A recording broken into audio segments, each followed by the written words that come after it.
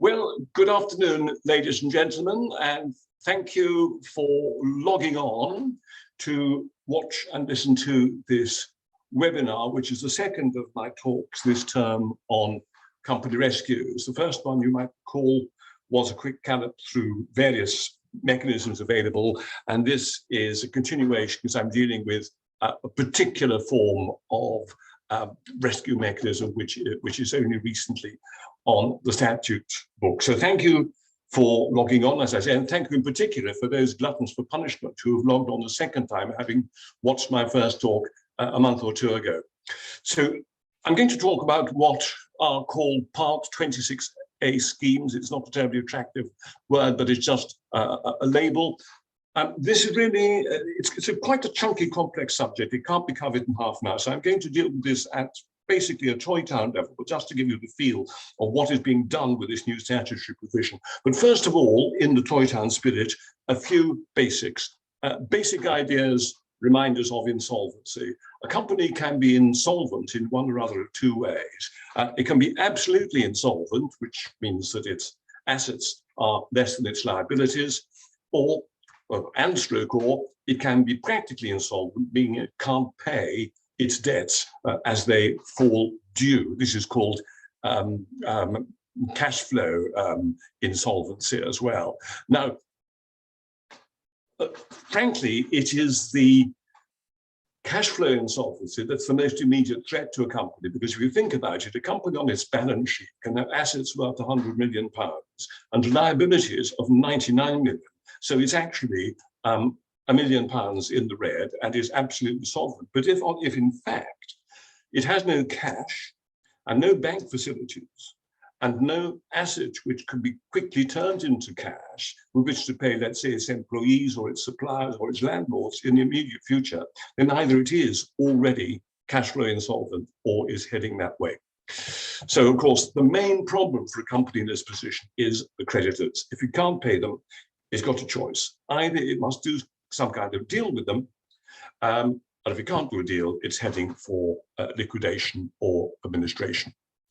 Now, in my earlier talk, I did talk about company voluntary arrangements and what I call classic schemes arrangement under Part 26 of the Companies Act, of examples of the mechanisms that can be used, proposed to creditors. And of course, as I hinted at earlier, I'm now concerned with another newer mechanism, which is Part 26A of the Companies Act, which is entitled, by the way, Arrangements and Reconstructions, Companies in Financial Difficulties.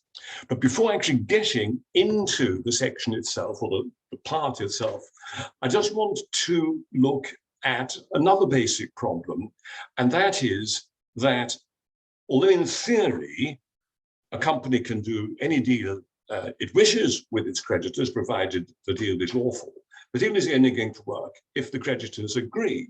And the if can be a big if, sometimes for quite practical reasons. First of all, the company's addresses for its creditors might be out of date. Secondly, we all know how human beings react. If the creditors receive through their letterbox a whopping corporate document with the usual warning about consulting their financial advisors, some people will just not bother reading it. And finally, if people do read it, we'll get creditors saying, well, I get the picture, but frankly, I'm not agreeing to this. Now, therein lies the problem. What about creditors who don't agree? The point about more or less any sort of deal of the sort we're concerned with is that unless the deal binds all the creditors, or at least all the particular group of creditors that the company is focusing on, it's doomed. So we need the intervention of Parliament and ultimately the courts to make sure that the scheme binds dissenting creditors. In other words, not just creditors who voted in favour, because they all have to vote, not just creditors who voted against, but even creditors who didn't bother to turn up and vote at all. That is what we must have. Now, I mentioned a moment ago, in an offhand way, groups of creditors. The word we use all the time, of course, is class. It's because the word class is mentioned in the Companies Act. And the importance of this, if we step back for a moment to what I said about classic schemes of arrangement, is that if the if the creditors to whom the company is proposing some sort of deal, some sort of arrangement, belong to separate classes, then there must be a separate meeting for each of those classes, and the scheme cannot proceed unless each different class at its meeting votes in favour. Now, it goes beyond that. There are a number of potential problems with this whole class issue. The first is just to bear in mind the chunky aspect of the procedure in these schemes, whether it's Part 26 or Part 26A. Stage 1 of the procedure, if we think of it in just 2 stages, is a court order for summoning the meeting or the meetings of the creditors or classes of creditors to consider the scheme, and if they feel like it, to approve it. Stage 2 is when the meeting or meetings have been held, the results have been delivered to the court, and the court is now being asked to sanction the scheme, presuming, of course, the scheme has been approved by the shareholders. But as I mentioned before, you've really got to get the consent of all the people whose consent you need, in other words, all the classes in question. And the simple position is, if they don't agree, the scheme will not proceed. And then we ask ourselves, well, what is a class? And the answer is there's no statutory definition of class, even though this legislation has been around for well over 100 years. It is up to the company to decide for itself whether it has one or more class of creditors for the purpose of the scheme, and if it's got more than one, how many they are and how actually they are composed, what are the characteristics of the class members. And the point here is, if the company gets the classes wrong, the scheme is again dead in the water, because the scheme needs a court order to sanction the scheme before it comes into effect. But if the classes are wrong, the court has no jurisdiction to sanction the scheme, so the scheme will go nowhere.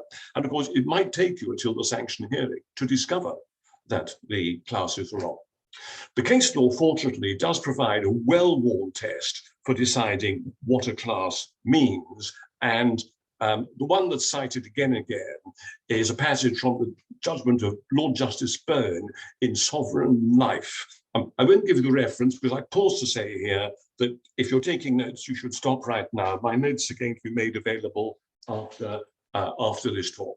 So Sovereign Life, and he said, a class must be confined to those persons whose rights are not so dissimilar as to make it impossible for them to consult together with a view to their common interest. It's interesting because what we see is that even that form of words starts by assuming that there is a dissimilarity of rights. But the judge is saying they mustn't be so dissimilar as to make it impossible for them to consult together. And then we have, in a judgment actually in the courts in Hong Kong by Lord Justice Millett, sitting as a justice of that court, he said the question is whether the rights which are to be released or varied under the scheme, or the new rights which the scheme gives in their place, are so different that the scheme must be treated as a compromise or arrangement with more than one class. I think that's a slightly more user-friendly way of stating it. What we need to notice right now is this, that the test at this stage, when we're talking about whether there is one class or whether there are several classes, and if several, how they're composed, the test is what the creditor's rights are. It's not the creditor's interests. Their interests can be as varied as can be. So at the initial stage of deciding, being asked to convene, let us say 2 or 3 or 4 class meetings, in satisfying itself the classes are right, the court is concerned with the rights of the creditors.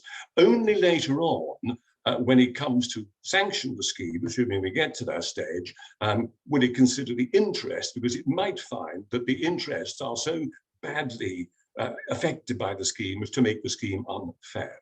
So that's the general background. And now I pass on to what this talk is really about, Part 26A schemes. They're often called plans or rescue plans.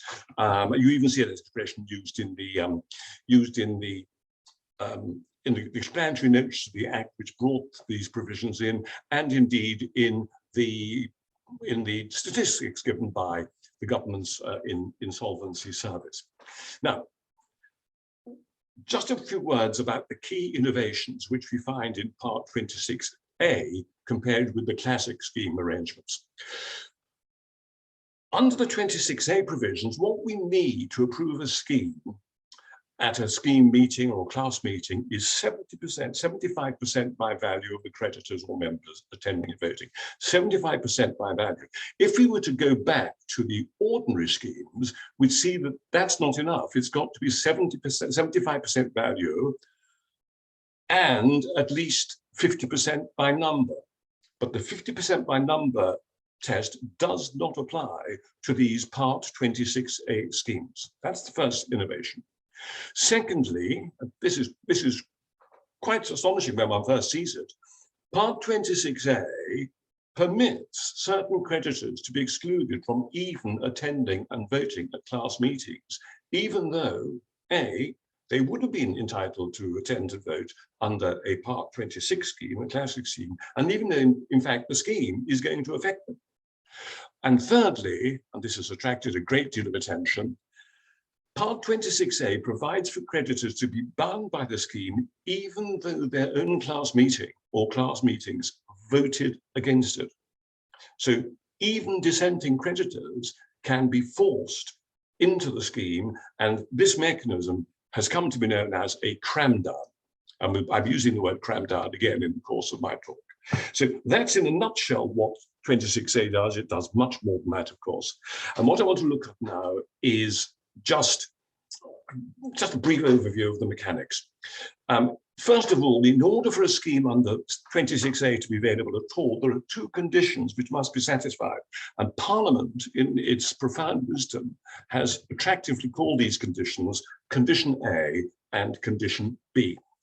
Condition A, now this is the statutory text, but once again, don't write it down, it'll be in my notes. Condition A is that the company has encountered or is likely to encounter financial difficulties that are affecting or will or may affect its ability to carry on business as a going concern.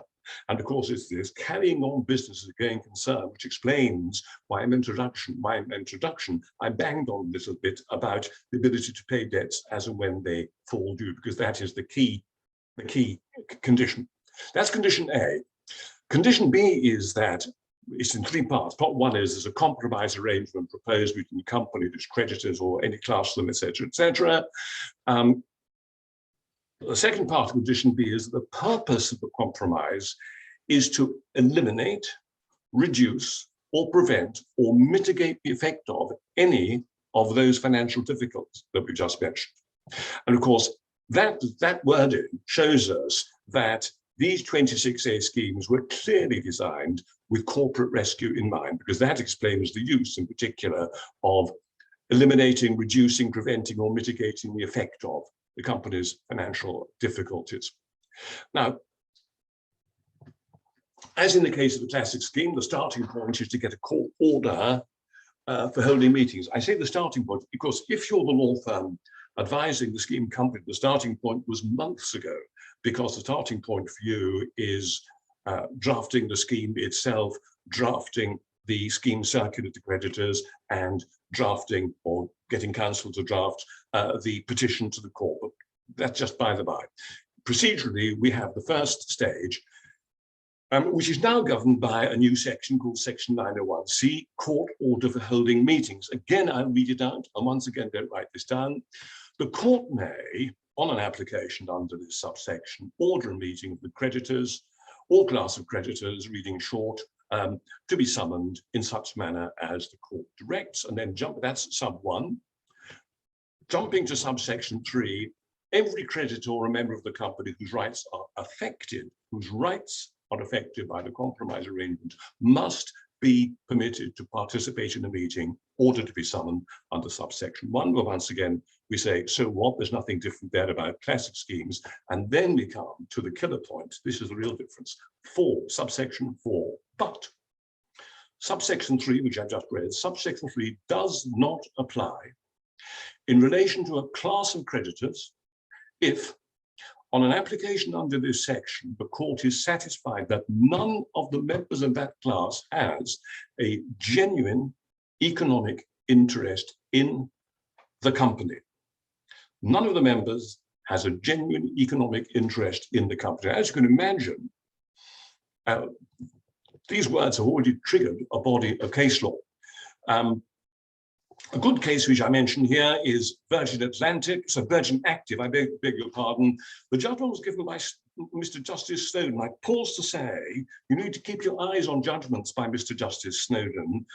He's now Lord Justice, he's gone up to the Court of Appeal, but he, like David Richards before him, has become a key man in the evolution of the law on schemes of arrangement, and treading on his heels now in the Chancellor Division is Mr. Justice Zaccaroli as well. These are names just to keep an eye on. So what Mr. Justice Snowden said in Virgin Active was this: this test of a genuine economic interest, he's citing words of the statute, of course, reflects the fact that what the court must ascertain is whether a purported class actually has an economic interest in a real, as opposed to a theoretical or merely fanciful test, and that it is to be applied to the plan company by reference to the relevant alternative if the plan is not sanctioned. So we've got two things. Is it a real interest rather than a fanciful, theoretical or fanciful one? And you answer that question by asking yourself, well, if we don't have this plan going forward, what realistically is going to happen to the company? And when you ask yourself, what's the alternative? We find in the cases that judges use words like comparator, or in fact, Mr. Justice Snowden is quite fond of using the word counterfactual. And while we're into the jargon, I should say that in the modern jargon, creditors who have got no genuine economic interest in the company are referred to as being out of the money. So that's basically what Section 901C4 tells us. Now, let's look at it in practice. Here's another quite useful case, Smile Telecoms Holdings Limited, references in my notes. It's a good example of how this works. Mr. Justice Miles, in that case, was concerned with whether he should make an order convening a meeting of just one class of creditors or several, because there were indeed several classes. So should he convene a meeting for all of them, or just one class? Now here the company had, as is often the case, a cascade of creditors. At the top of the pile in terms of priority and security, there was the super senior lender, Next down the heap came the senior lenders, and then there were others.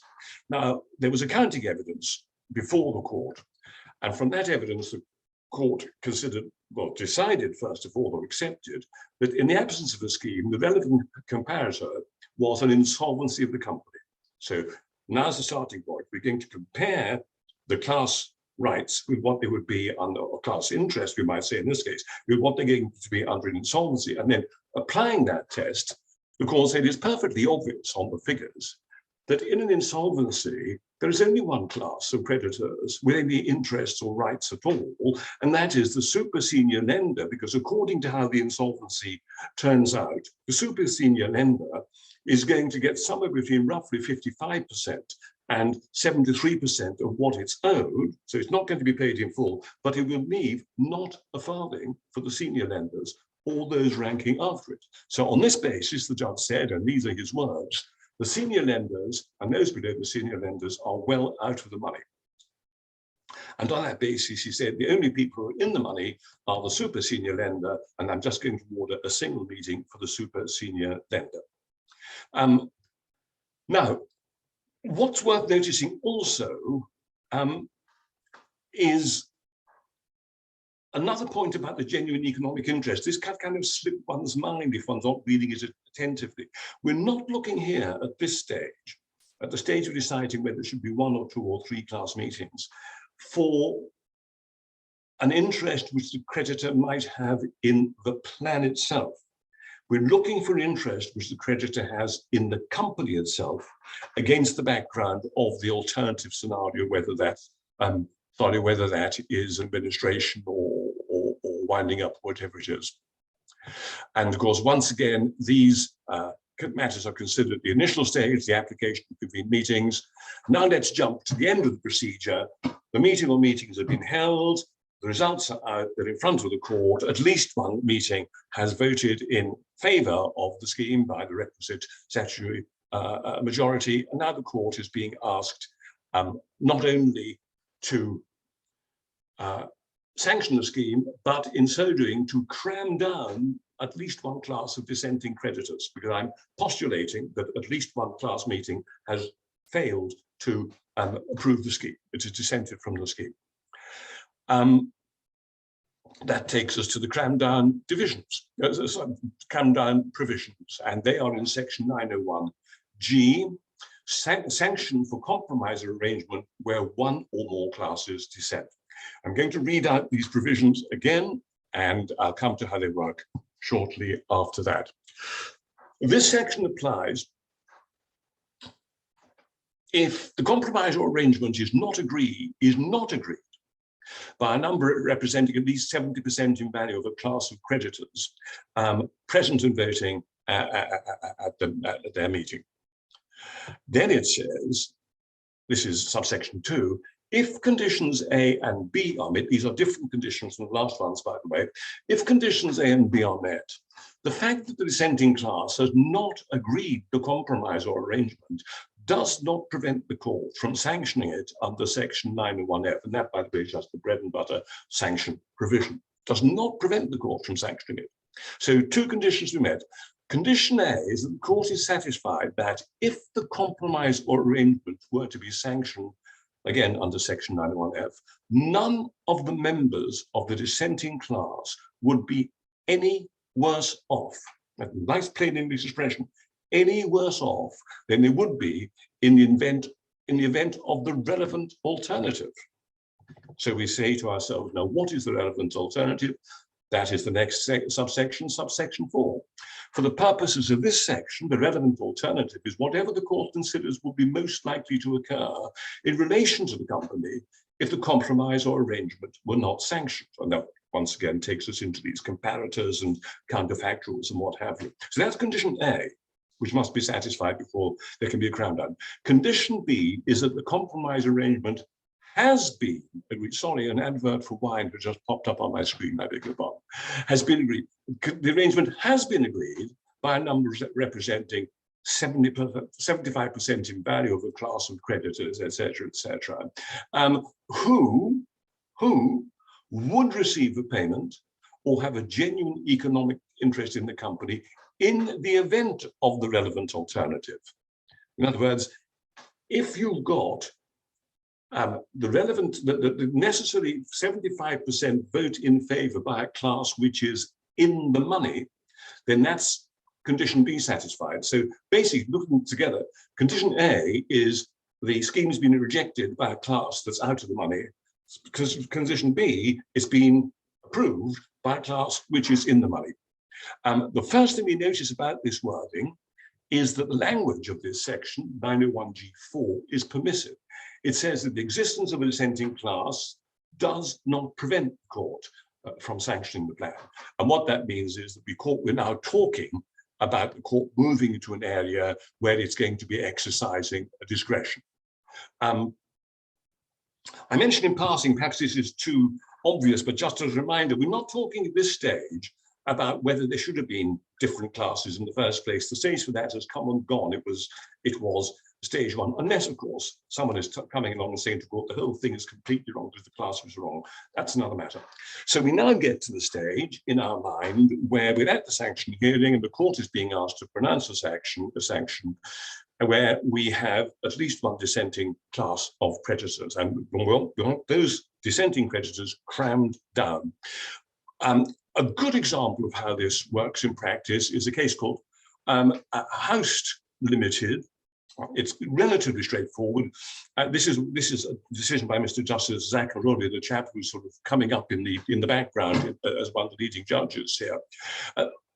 As you can imagine, the approach the court takes is, first of all, ask itself, as it must, is condition A satisfied? Is condition B satisfied? If the answer to both questions is yes, it then moves on to consider the matters which inform the exercise of its discretion to impose or not to impose a cram-down. Now, facts are complicated. I'm going to strip them down to the bare minimum. The company was both balance sheet and cash flow insolvent. The relevant alternative or counterfactual to a scheme or plan was a pre-pack administration. There were 5 classes of creditors and 1 class of members for the scheme, but only 2 of those classes had any genuine economic interest. Only 2 of them were in the money. One of them was the secured creditor, meaning in fact the company's bank, and the other was HMRC. All of the creditors and members who were all the other creditors, were out of the money. Now, under the plan, the bank and HMRC were going to receive more than they would have received under the relevant alternative. So there was something in it for them. They would be better off under, or no worse off, to use the statutory language, under this. And then all the other creditors, even though they were out of the money in theory, would, under the scheme, receive a small dividend on their claims. Now, all the meetings voted, sorry, I should have added, there's another class of creditors, the critical creditors. They were going to be paid in full. The scheme was approved at all but one of the 6 meetings, and guess who the dissenting creditor was? It was HMRC, which had a class meeting of its own. So, of course, we come to the sanction hearing. The learned judge is asked to sanction the scheme, which automatically imposes a cram-down in these circumstances. So he approached it in this way. He said, under the plan, HMRC would be better off because they'd receive a larger dividend than under the relevant alternative. So that's condition A satisfied. Leaving aside now HMRC, the plan has been approved by the only class who would receive a payment under the relevant, or the other class, I should say, receive a payment under the relevant alternative. That was condition B. So that means with those conditions satisfied, the court's moving into its discretion. And what the court did at this stage was review various features of the plan. The plan gave particularly favorable treatment to the bank, and it provided for the creation and distribution of a so-called restructuring surplus, which was going to be shared out in quite small payments among the unsecured creditors. And among those unsecured creditors, some were being treated more favorably than others. Now, the court looked at each of these classes of creditors one at a time, looked at the difference in treatment, and in each case found that the difference in treatment was justified. And take one quite good example. I mentioned before that the critical creditors were being paid in full. Now, the judge said this is justified because the company's ability to generate additional funds to pay an enhanced dividend, for example, to HMRC, and to pay anything at all to the unsecured creditors depends on its ability to keep trading. But if it didn't pay the critical creditors, it couldn't keep trading. So that was a justification for this payment too. So that really is the end of my talk in substance. And I just want to say, remind you, this is just scratching the surface. In my notes, when I get to paragraph 6.4, I give a quick canter through 1, 2, 3, 4, 5 other things which I could have dealt with had half an hour contained more than 30 minutes, which I don't deal with now. And I think I must leave it at that and just come back to a couple of mechanical things. First of all, this is the last of Terra Firma's Start the Week talks. Secondly, like all but one of the other talks, it's been recorded and will be available on YouTube. And finally, in theory, there is a question and answer session, but I am not sure. Let me just think. I do not see any open questions, and that might be because the clock has ticked and you have voted with your feet. But I would say this, if anybody wants to ask a question, type it in now and I will read it out.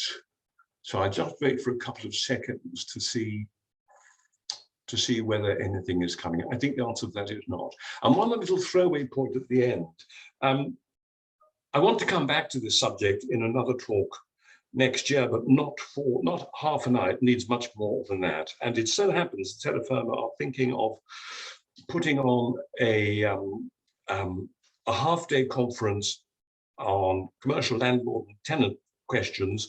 And I have to say that commercial leases are a hot topic under CVAs, and they're capable of being a hot topic under these 26A schemes. So I'm actually planning to frame a more detailed talk around these issues. I think that having said that, I had better call it a day.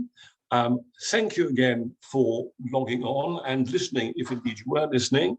And as I said, if you want to get the text of my talk, simply contact Emma and she will click the send button and it'll come winging into your inbox. So thank you once again. Bye-bye.